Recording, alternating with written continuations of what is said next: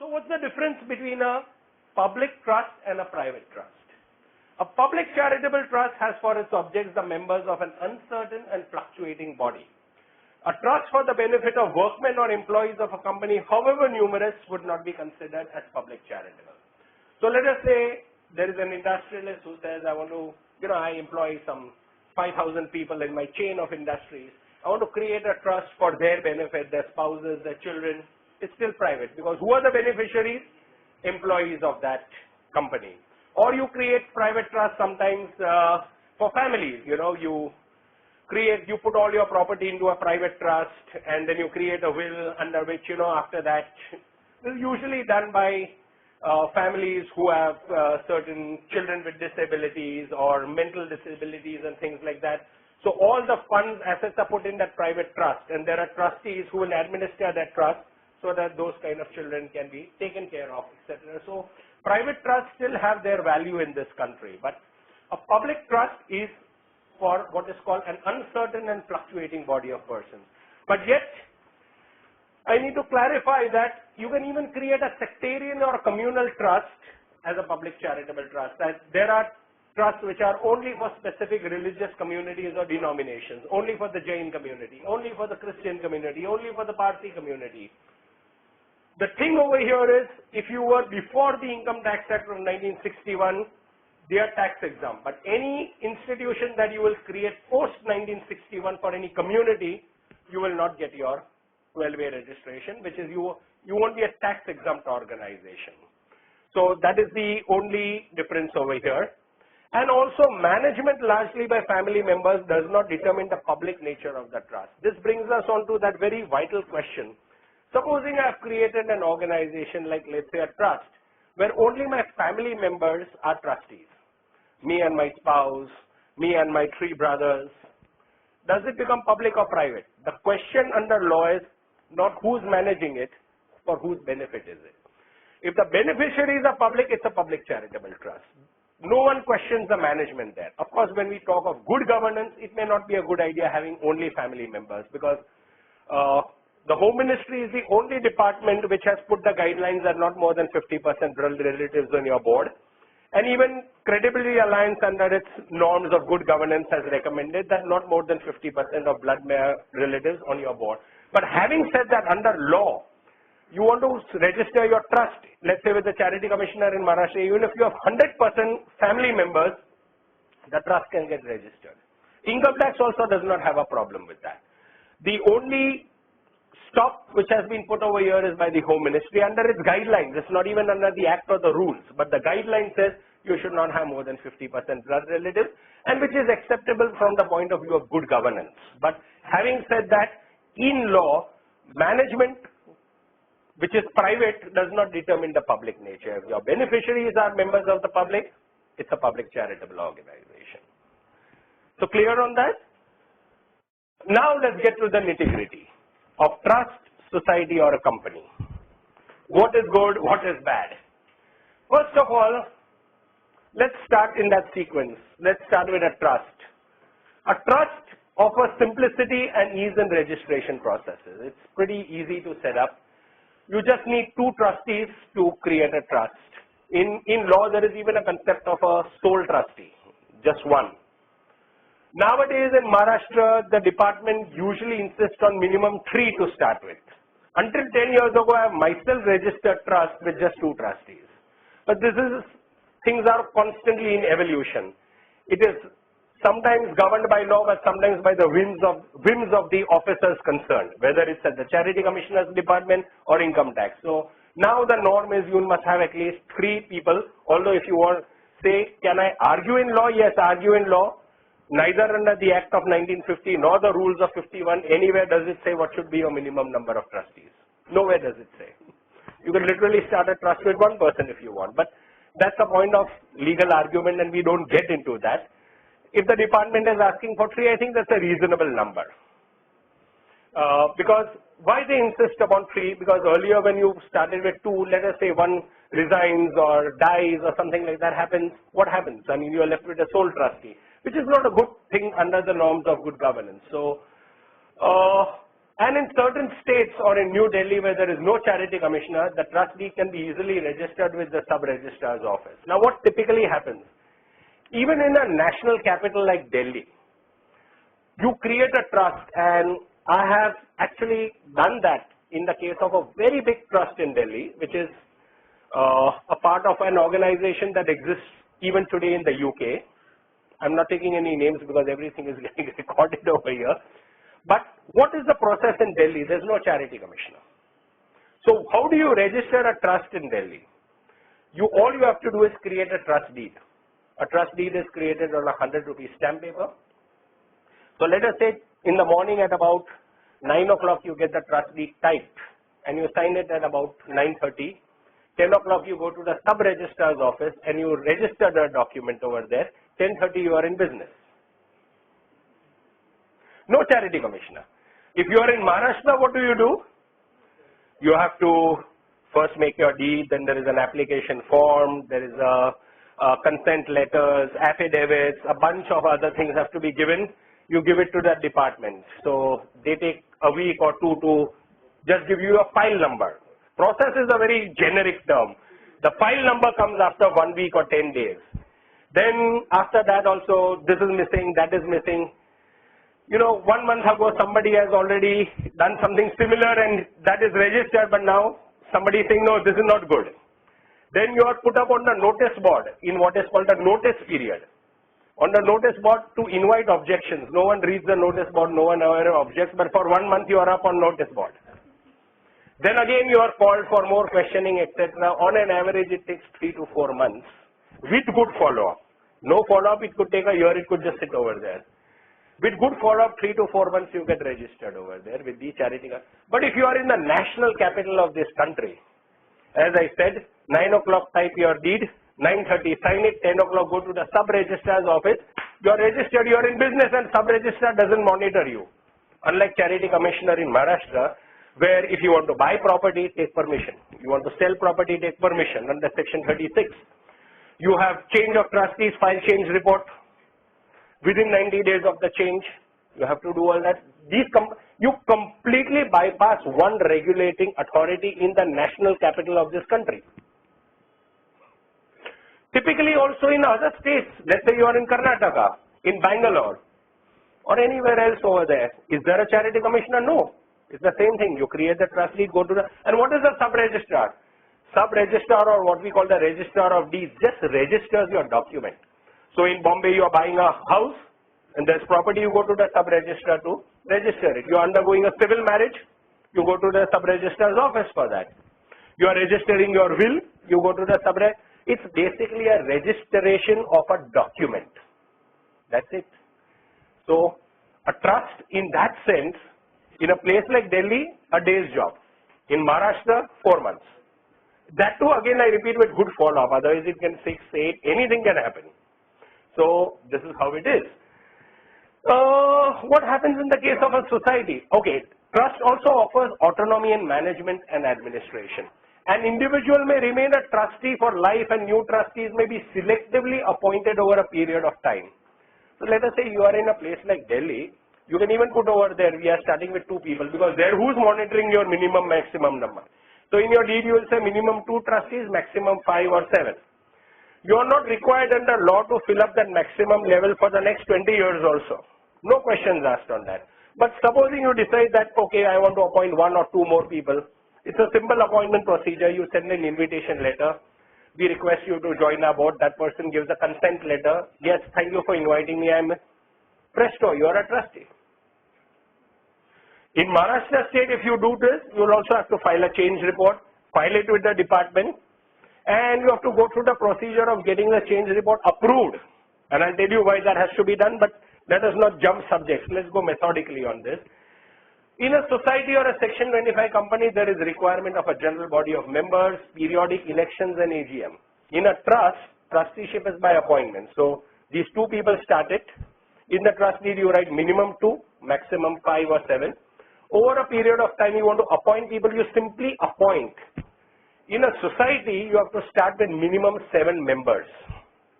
The concept is of members.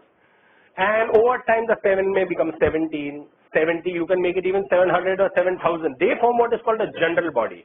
In a society, the general body is supreme. The managing committee or the governing council is at the mercy of the general body in that sense. They elect you and they can even throw you out. So it's a more democratic system. Now you are beginning to see the difference between a trust and a society. In a Section 25 company, what do? As I said, you essentially register it first. First you go through a process of name clearance.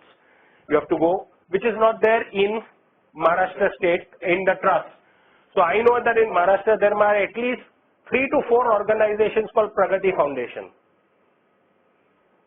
So 4 of them are at least there. One in Pune, one in Bombay, whereas if you are a company, they would go through the name clearance process to see whether there is any similar sounding company in existence. This is never checked for trusts and societies.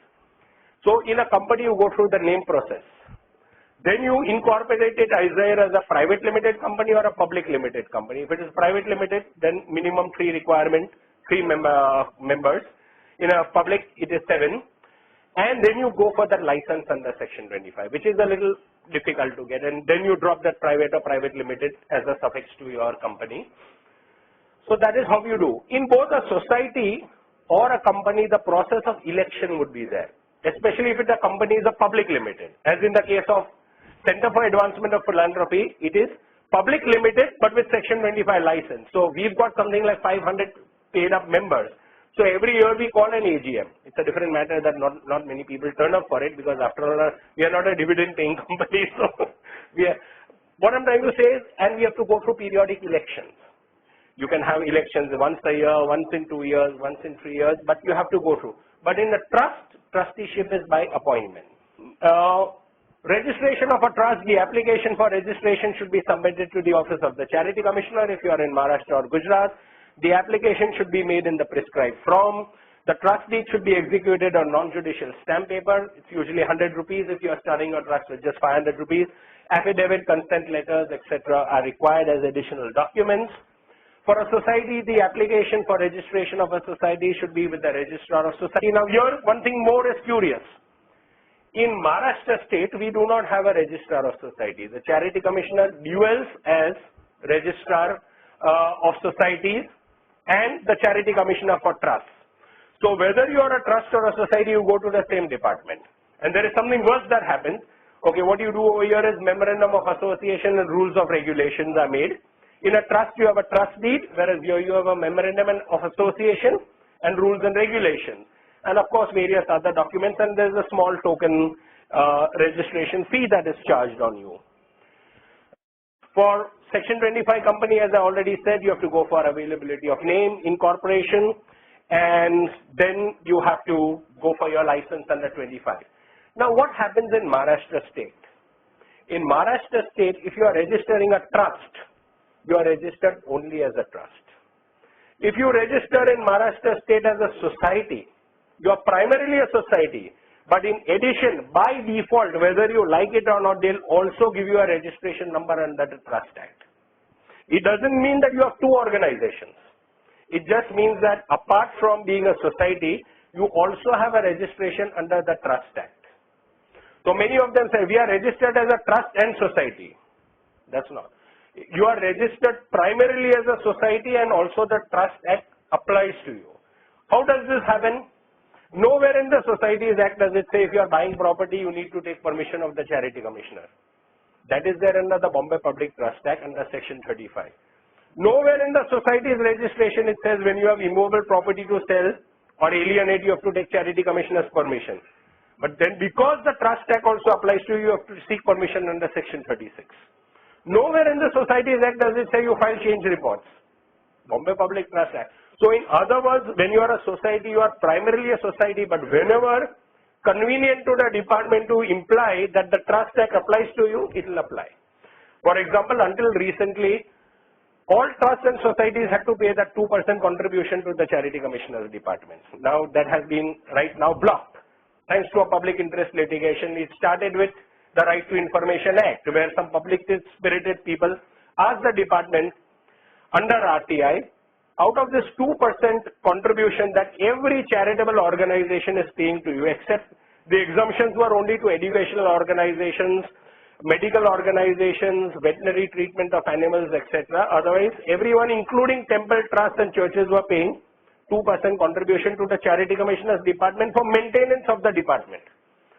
Under RTI, an application was filed by certain public-spirited people, and I believe, I don't know the exact figures, but something like they were sitting over some 300 crores of rupees,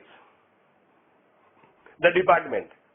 So this matter went to the High Court. So the High Court has just now put a stay on this, that until you exhaust 300 crores, you will not charge 2%.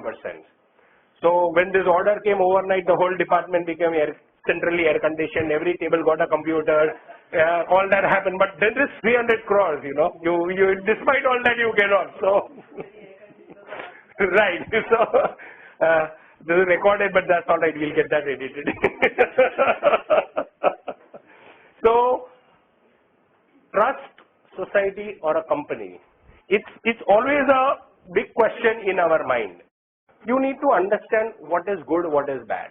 From whatever I've spoken so far, it appears that a trust is more easy to register, especially if you are going to register outside the state. And no law tells you that if you are registered in the state, you must function in that state only.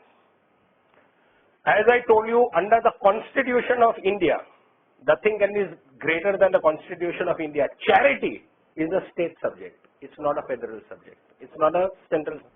So you could be registered in Maharashtra, but you can carry out your objects anywhere in the Republic of India. Otherwise, by now, organizations like CRY, HelpAge, etc. would have to register in every state that they are functioning in. Just look at it. These are organizations that are working pan-India. So a trust is definitely simple to register, and it gives you autonomy.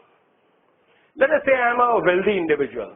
I have lots of money, I have landed property, so I have this big piece of land in New Bombay, and I have a lot of my private wealth, and I want to create a hospital or a school somewhere in New Bombay. I must have control over it. End of the day, I am putting my money over there. Obviously, I don't want a society where there is a general body that I have to call AGMs, report to them, and I am on the committee thanks to their mercy. I would go for a trust. Or I would go for a Section 25 company, which is private limited. That is how you would do. So you will have that control as opposed to being a public limited. So a trust will be far easy. And as I said, if I am registered in Delhi, one day's job, and have this control, and I could have my family members. So it's me and my brothers, my sisters, my whoever, and I will say minimum 2, maximum 5, maximum 7. I appoint people as per my requirement, and that autonomy and control. So I'm privately managing it, but for public good. So the villagers are benefiting from the hospital, schools, but yes, I have this control. So trust is excellent for me. Not only is it simple, but I have complete control, whereas the society becomes a little more democratic. Why would I not do a society in Maharashtra state? Because if I am a society, whether I like it or not, the Trust Act will apply on me. Why not just go for a trust which will give me single registration? Here I have to take care of the Societies Act plus the Trust Act, and I'm under the clutches of a certain department. As a Section 25 company, you're totally outside the purview of the Charity Commissioner's office. You register and report only to the ROC, which means Registrar of Companies. You don't have anything to do with the Charity Commissioner's department. So taking permission for buying property or selling property or all those things are not required. You don't pay that 2% contribution, which anyway is stayed as of the moment. So all these benefits would be there. So the choice really narrows down to whether to do a trust or a company.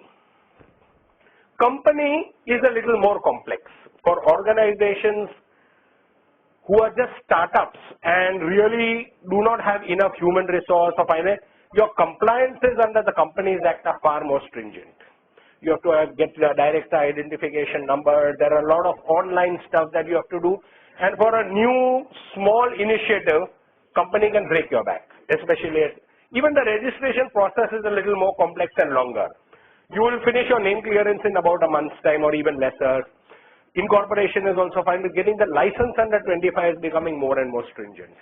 What is the downside also of a Section 25 company? Many a times, government schemes, central government or state government schemes, they do not count Section 25 companies as appropriate channels to give. They usually recognize societies, tolerate trust, but totally de-recognize Section 25 companies.